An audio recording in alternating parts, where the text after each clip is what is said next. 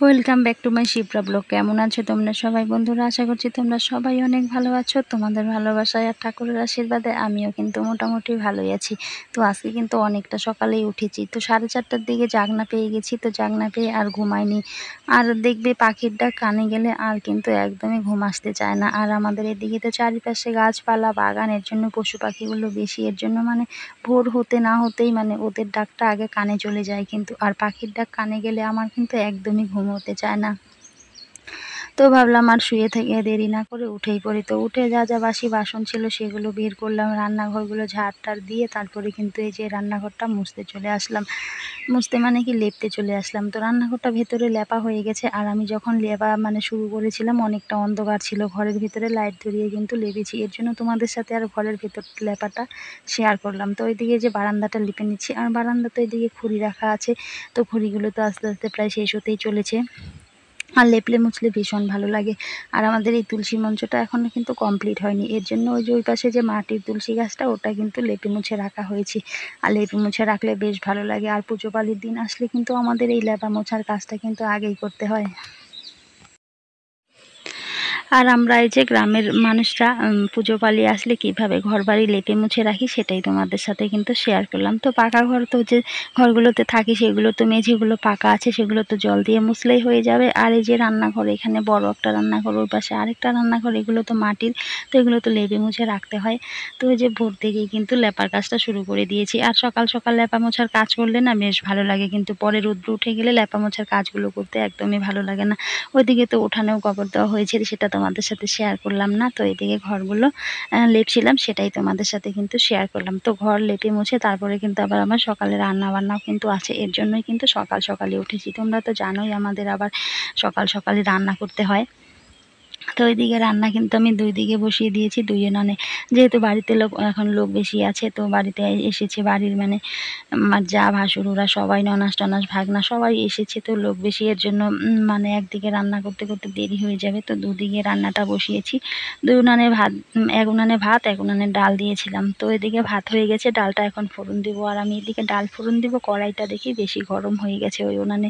তো তেল আনতে যেতে যেতে কড়াইটা বেশি গরম হয়ে গেছে জন্য কড়াইটা এই উনানে রেখে গেছি। তো এখনও দেখো কড়াইটা ভীষণ গরম আছে। এই উনানেই তেল দিয়ে দিলাম, তারপরে ওখানটায় আবার নিয়ে গেলাম। তো এখন ডালটা ফোড়ন দিয়ে দিব, ভাতটা হয়ে গেছে, সেটা তোমাদের সাথে আর শেয়ার করিনি।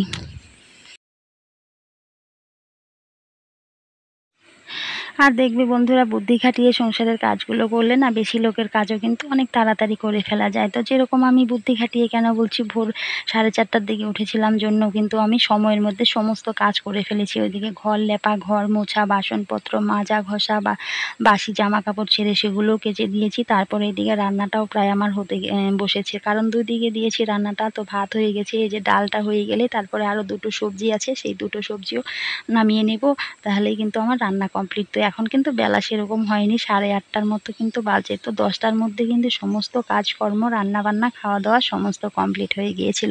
ওই যে ভোরে উঠেছিলাম, বুদ্ধি খাটিয়ে গুছিয়ে কাজগুলো করেছিলাম জন্যই কিন্তু স্টেপ বাই স্টেপ কাজগুলো হয়ে গিয়েছিল।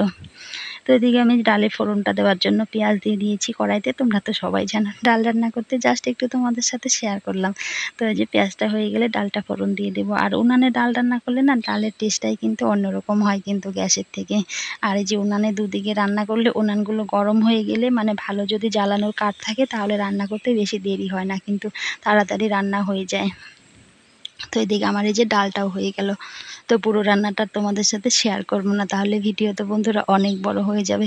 আর দেখো তোমাদের সাথে কথা বলতে বলতে এদিকে কিন্তু ষষ্ঠীর শুভেচ্ছা জানাতে, সরি ষষ্ঠী কেন আমি বারবার বলছি, অষ্টমীর শুভেচ্ছা জানাতে ভুলেই গেছি। সবাইকে শুভ অষ্টমীর শুভেচ্ছা আমার সকল বন্ধুদেরকে। সবাই পুজো কিন্তু ভালোভাবে কাটিও আর সাবধানে কাটিও বন্ধুরা।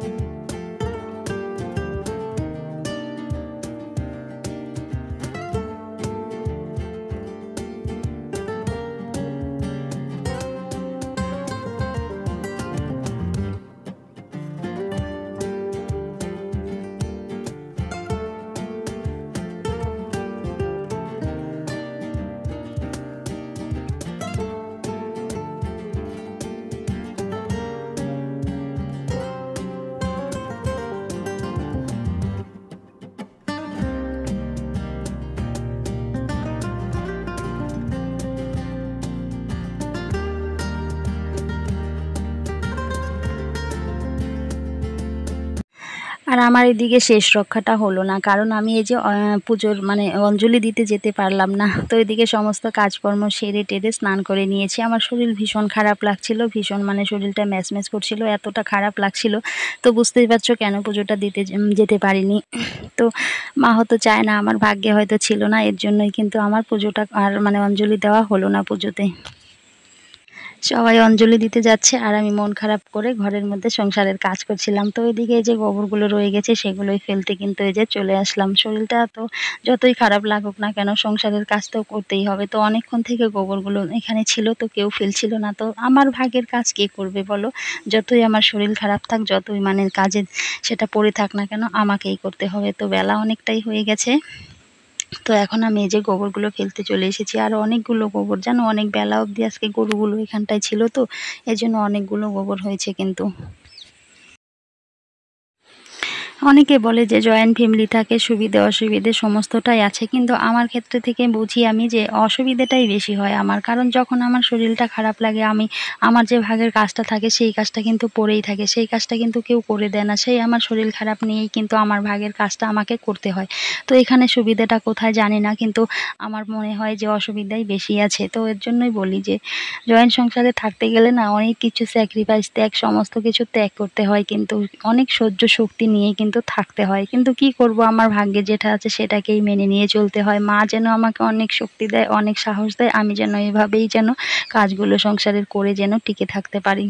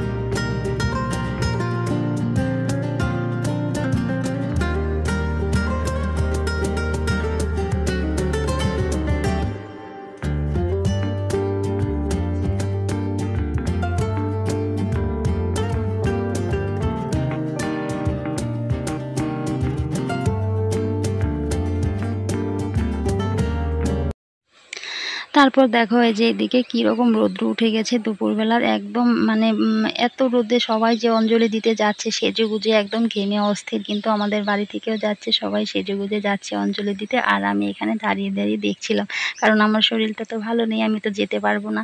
তো আমার ভাগ্যে হয়তো মাকে দর্শন করতে পারবো না। তো এই যে এখানটায় দাঁড়িয়েছিলাম, আর বাইরেটা দেখো, আকাশটা একদম শরতের আকাশ, ঝকঝক করছিল।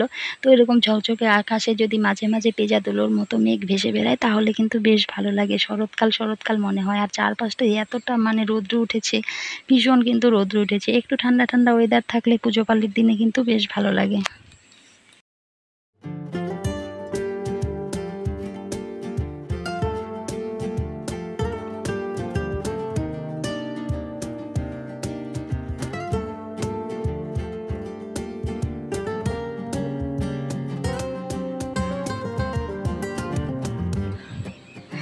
আর এই যে দেখো বাড়ি থেকে আমাদের সবাই ভোগ দিতে যাচ্ছিল সেজেগুজে, আর আমি এখানটায় দাঁড়িয়ে দাঁড়িয়ে দেখছিলাম, ওরা এখানটায় দাঁড়িয়ে দাঁড়িয়ে ছবি তুলছিল। সবাই এই বাসতলায় ছায়া জায়গাটার মধ্যে দাঁড়িয়ে যে সবাই ছবি তুলছিল, আর সেটাই তোমাদের সাথে একটু শেয়ার করে দিলাম। তাহলে বন্ধুরা আজকের ভিডিওটা এখানেই শেষ করছি, টাটা বাই।